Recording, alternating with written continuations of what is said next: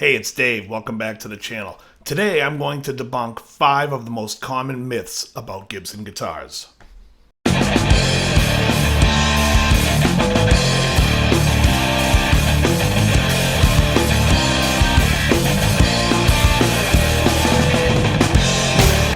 Myth number 1. You can eat your guitar. That's actually false. A guitar should not be eaten. It's made of wood and metal and plastic, and I would highly advise against it. So, that myth is not true.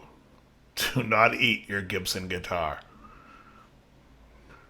Number 2. Orville Gibson was an agricultural visionary who single-handedly revolutionized the American popcorn industry.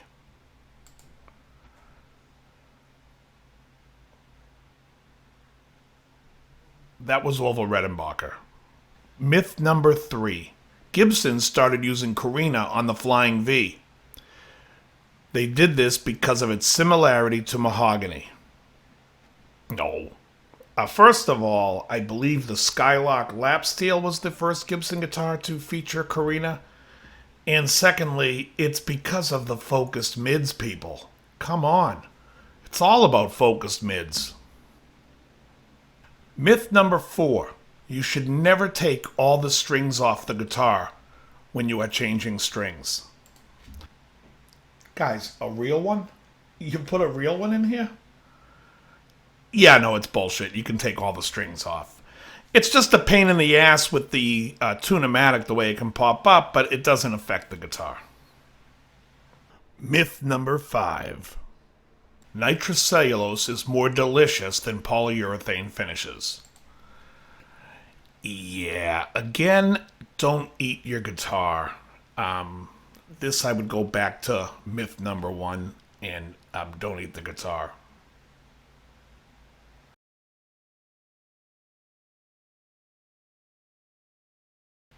Folks, clearly you can see I am poking fun at what we like to call clickbait. There are so many videos out there where people are like exposing myths or comparing stuff, and it's like, they tell you in one video they're exposing all the myths, and then in the next video they're telling you about a tone wood on an electric guitar, and it's just like, what? Anyways, it's a lot of horse shit.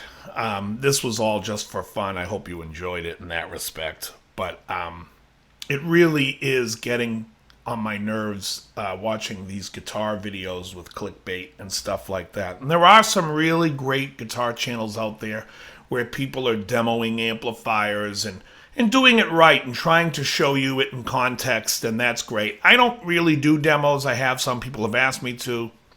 My channel's much more about lessons, talking about the biz and whatnot, and it is what it is. I am not really set up for it, and I don't care that people want it.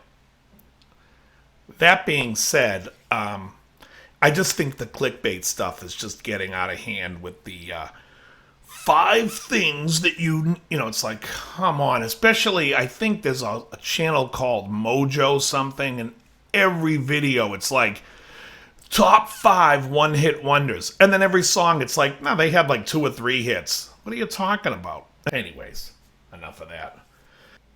Anyway, there's been a lot of talk in the YouTube area today about Gibson guitars and Mark Ignese's video. And I feel bad for Mark because I'm sure he didn't write that. And it seemed pretty silly. But then he's also making a cry to filmmakers like, don't cover it up, call us. Covering it up doesn't protect the trademark. Just so everybody knows, including Mark and Gibson, who I'm sure knows, but is probably trying to confuse people. But they don't need your permission, and you don't need to cover up a logo. When you pick up a guitar and you hold it up, by the fact that you have the guitar and you paid for it, and as long as you're not making the guitar look in bad light, like you're not, now a review doesn't matter, but if you're in a film and in the film you're like, this guitar can't stay in tune, it stinks, and it says Gibson, well, they might have a problem. But if a guy's out there and he's performing and it says Gibson on the headstock, there's nothing they can do. That's fair use. It doesn't matter. The reason why they cover it up is because the filmmaker wants Gibson to pay the film company because they're advertising their guitar.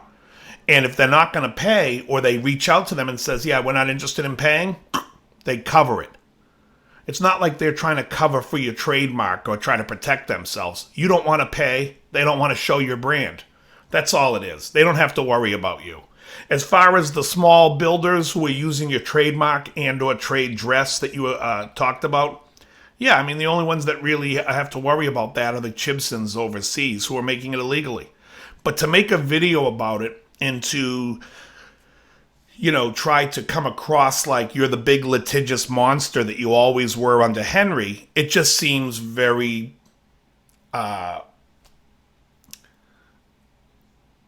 it just seems like a misguided direction. The way to win people over is not to go out and threaten people by saying your brand and you're going to protect it. That stuff, just keep in the background. Who cares? No one cares about a lawsuit. If you have a legal lawsuit, that's right. But why would you bring it up? I would just be like, look, we're proud of our brand. That's the end of it. That's all you should do. But that's why people have a problem with Gibson. I have no problem with Gibson. I've had problems with Gibson. I don't really play Gibson guitars. I don't care for them. But if they were to send me like a 58 historic with flame mark, with a flame top and cherry, 58, nice big fat. No? All right. I tried. All right. Anyways, folks. I hope you enjoyed the video. I had a lot of fun making it. Very good.